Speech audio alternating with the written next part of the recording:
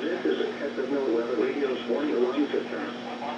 The attention signal you just heard will automatically activate special receivers to warn of the impending hazard. Reception of this broadcast on the warning alarm feature will vary with distance from the transmitter.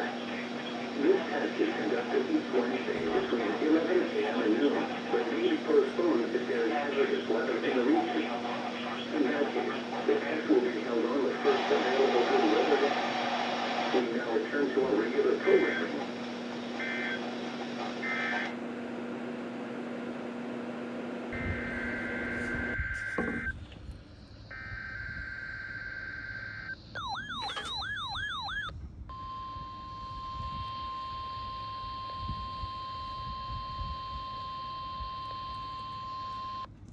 Report from the alarm systems.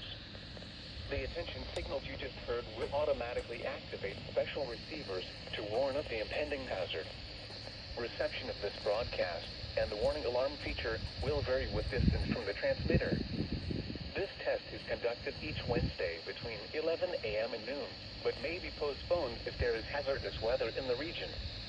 In that case, the test will be held on the first available good weather day. We now return to our regular programming.